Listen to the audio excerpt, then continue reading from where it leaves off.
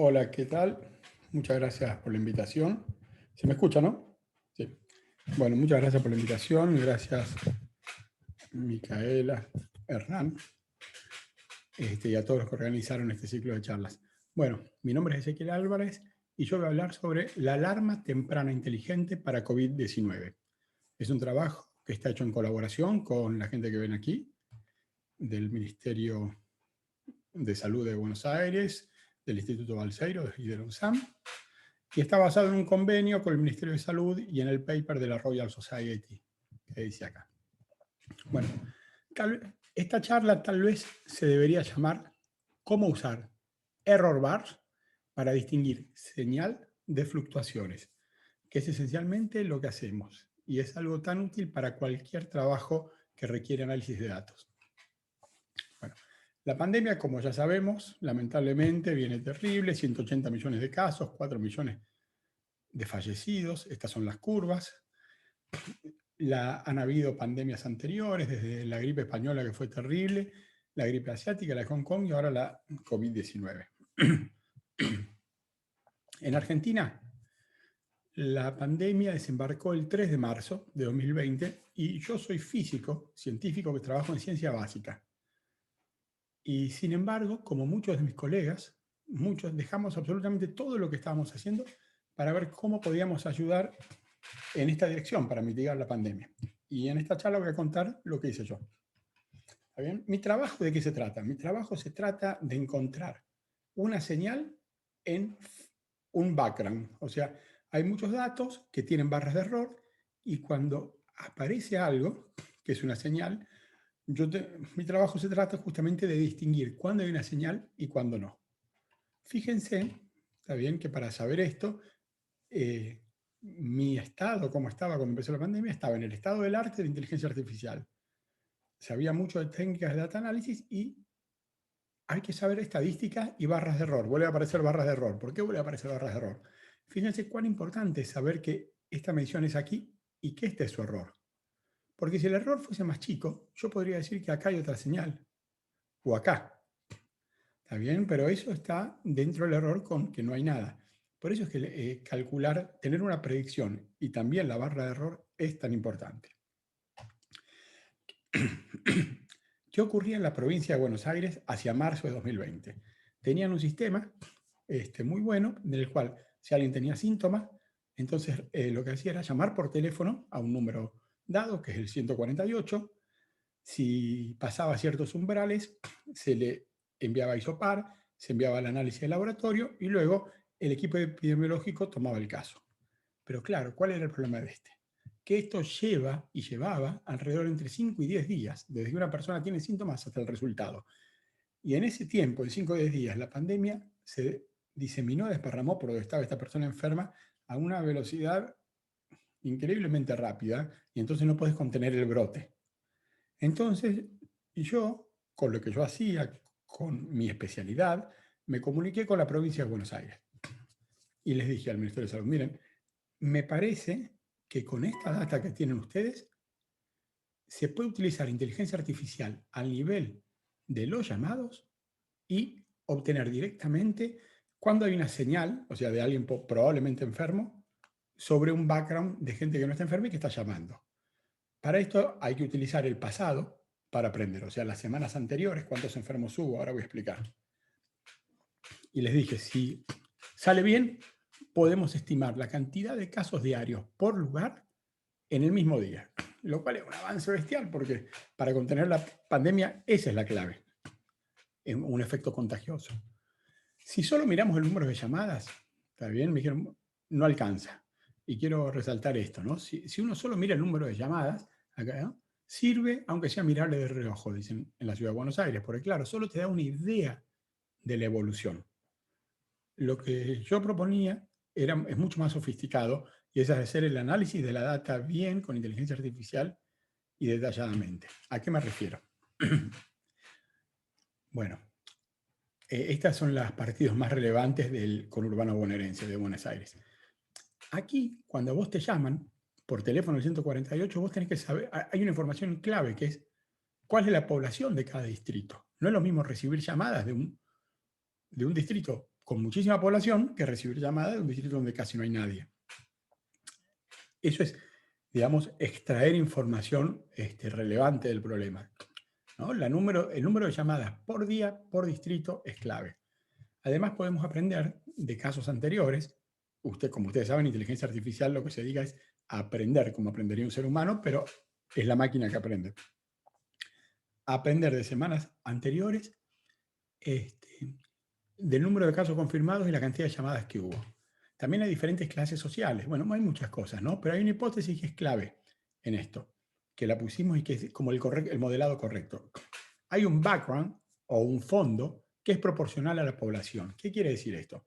Que la cantidad de personas que tiene dolor de garganta, angina, dolor de cabeza, lo que sea, por día, depende solamente de cuánta población vive en el distrito de donde están llamando. Entonces, si hay el doble de población, vas a tener el doble de background. En cambio, los casos de COVID no. Esa es la hipótesis fundamental. Entonces, con esto, entrenamos una red neuronal que lo que hace es utilizar al máximo toda la información disponible. Y es clave usar el modelo correcto de la data que tiene que ver con ese background que les dije recién. Y lo que hicimos fue validar. ¿Validar qué quiere decir? Miramos semanas anteriores y validamos el resultado de la red neuronal diciendo la cantidad de llamadas que reciben de algunos distritos en un lapso de algunos días con la cantidad de llamadas predichas en función de la cantidad de enfermos que iba a haber. Como ven, esta es una predicción muy buena con un R cuadrado de 0,91. Y entonces ahora dijimos, bueno, podemos predecir en el momento cuántos casos de enfermos hay, estimar, es una estimación, no es una predicción, una estimación de cuántos casos de enfermos se hicieron en cada distrito. Y acá estos plots son muy impactantes porque se ve con el nivel de precisión de que funciona la estimación. Los puntos azules, esto es La Matanza, esto es Loma de Zamora, 2 distritos. Los puntos azules corresponden a nuestra estimación que se hacía todos los días a las 9 de la noche. Iba avanzando. Los puntos rojos corresponden a lo que se hacía después del laboratorio, que esa información se reconstruía y llegaba 10 días después. Y algunos llegaban 8, otros 10, otros 12. Entonces, esto es reconstruido a la fecha del primer síntoma. Bueno, y como ven, es muy buena la predicción, la estimación, con la medición, que la medición recién la haces a los 10 días. Entonces dijimos, bueno, ahora todavía podemos utilizar más Machine Learning y con una serie temporal aprender cómo es la secuencia temporal de la epidemia. Porque ustedes, como ustedes ya saben, ya sabemos todo, no es lo mismo sábado, domingo, lunes, martes. Entonces, con estas herramientas, estamos listos para predecir cuándo hay un brote en cualquier lugar de la provincia de Buenos Aires. Y esta indicación, esta predicción, la detecta antes que nadie, geográfica y temporalmente. Entonces, esa es la alarma temprana inteligente. Déjenme mostrar un poquitito los resultados, cómo funciona, pero la idea se entiende, ¿no? Tenemos una red neuronal que puede predecir la cantidad de casos por día a las 9 de la noche, que es cuando cerramos el día nosotros, y por distrito. Y además sabemos una serie temporal cuántos casos esperás según cómo va evolucionando la pandemia. Entonces, cuando esto se te va más arriba de lo esperado, y ahí tiene que ver la barra de error, ¿qué quiere decir más arriba de lo esperado? Esta alarma es como que se activa e indica, acá hay un brote, hay algo fuera de lo normal. Voy a mostrarles este caso muy simbólico de Villa Azul. Esto es el 20 de mayo de 2020, es la pendiente de los casos por día, o sea, cuántos casos por día más había por municipio. Y fíjense que no están ordenados al azar, ni tampoco por cuál es el que más, porque fíjense que este es mayor que este. Están ordenados por algo que se llama la significancia, que la significancia es el valor central, o sea, acá 9, dividido la longitud de la barra de error. Esta significancia es clave porque te indica cuál es en el que más probable están creciendo los casos, ¿no? Acá la pregunta clave que hay que pensar uno es, ¿qué número es más alejado de 0? ¿5 más menos 1 o 20 más menos 10? La respuesta es 5 más menos 1. Está a 4 sigmas de 0 y esta está a 2 sigmas de 0. Entonces, por más que 5 es más chico que 20, este número está más alejado de 0 y esa es la clave para verdaderamente detectar brotes. Saber utilizar bien las barras de error y utilizar esto que se llama la significancia. Y en efecto, acá indicaba Quilmes, el día 20 de mayo, que era martes, esto hizo sonar una alarma. y fue lo que pasó, que es conocido en los diarios como el aislamiento de Villa Azul, ¿no? Donde se aisló toda la villa, no se permitió entrar y salir a nadie. Estas son las fotos, ¿está bien? Esto pasó en mayo de 2020, ¿no? 2021. Esencialmente, déjenme mostrarles qué era lo que pasaba. El 17 de mayo, no, el 18 de mayo, ¿está bien? Aumentaron, la predicción fue mayor. Y el 19 mayor. Entonces el fiteo de los últimos 3 días daba una pendiente muy grande.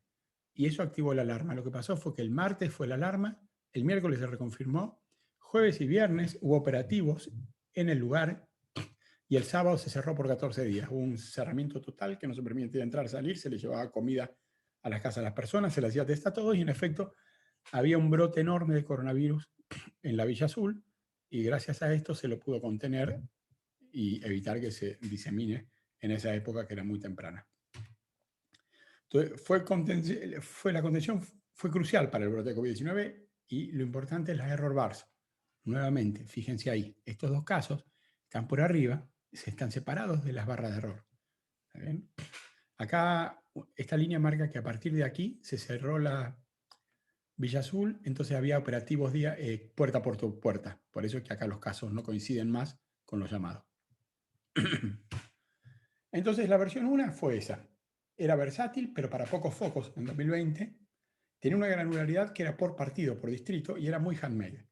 La versión 2, que fue hacia octubre de 2020, que lo pidió la provincia de Buenos Aires, es versátil para muchos y diferentes focos. Tiene una granularidad de 18 manzanas.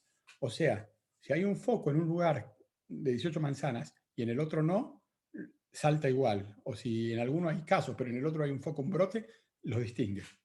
Y está automatizado, totalmente automatizado, y hubo momentos en el pleno de la pandemia que también era automatizado hora por hora.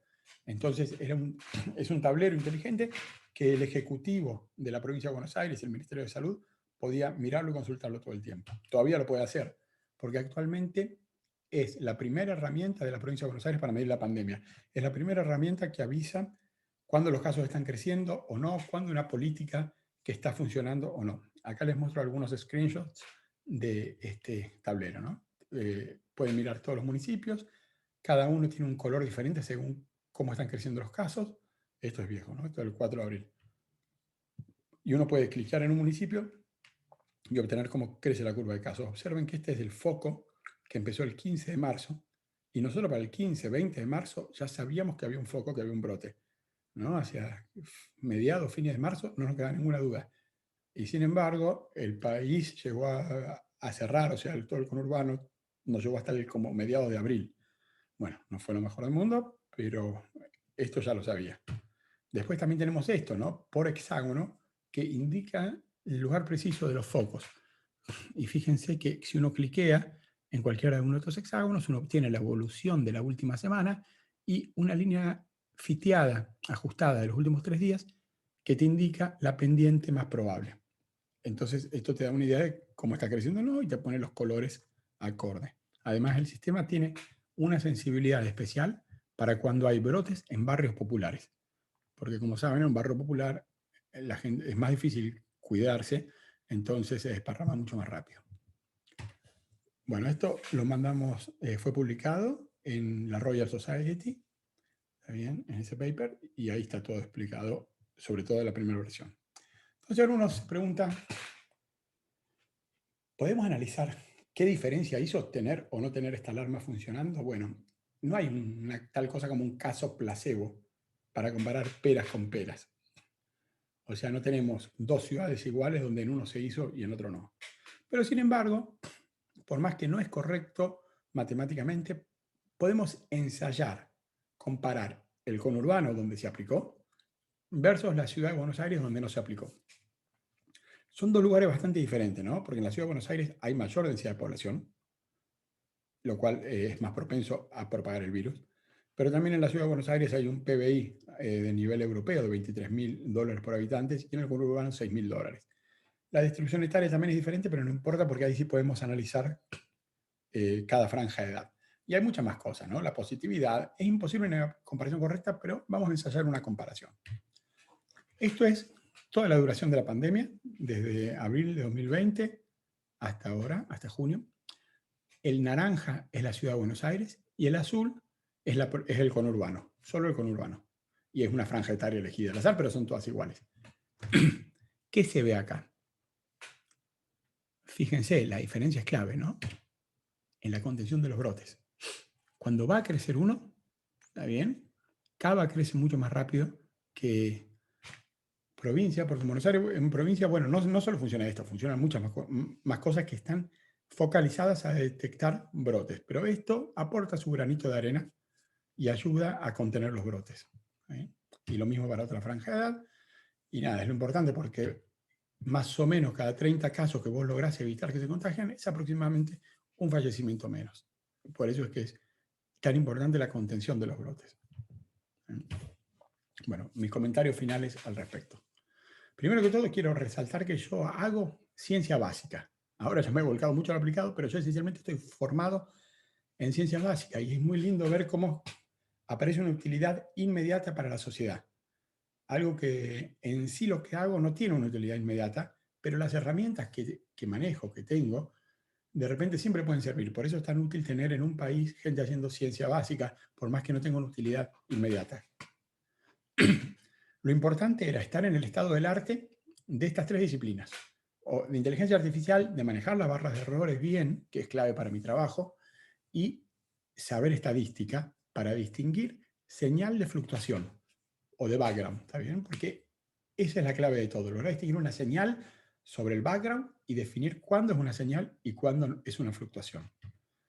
Bueno, fue crucial también, y es crucial, estar en la universidad y en su entorno, porque toda la gente que me ayudó en este proyecto pertenecen o bien a la universidad o ya tienen empresas que son spin-off de la universidad, pero bueno, tener este contacto fluido, que uno levanta el teléfono y dice necesito esto, es súper útil. Hay una cosa también para recalcar que me pasó muchas veces, 2 veces en particular muy fuerte. En este caso había emergencia. Todo el mundo estaba en la administración y la administración pública haciendo cosas. Entonces yo muchas veces necesitaba información o que me prepare una base de datos y la gente está muy ocupada. Te decían, sí, ¿saben qué? Pero es muy difícil. Entonces, aquí, más que nunca, valió la famosa frase de que del quiero al tengo está el hago. No está el pido ni nada. Uno tiene que agarrar y hacerlo, porque la administración pública o cualquier administración, pero ante una emergencia era necesario hacerlo. Uno, remangarse y ponerse ahí a hacerlo. Y eso fue lo que hicimos en muchos casos para crapear bases de datos de sitios web, ¿no? En los cuales de la provincia de Buenos Aires y cosas del estilo. Si íbamos a esperar que nos lo preparen, no lo terminamos nunca. Y bueno, finalmente quiero dar las gracias por la oportunidad porque la satisfacción para ayudar a mitigar las desgracias sufridas es infinita. O sea, ayudar en lo poquito que se puede ayudar. Entonces, bueno, eso es todo. Muchas gracias. Si quieren hacer preguntas, creo que es después de la charla que siguen.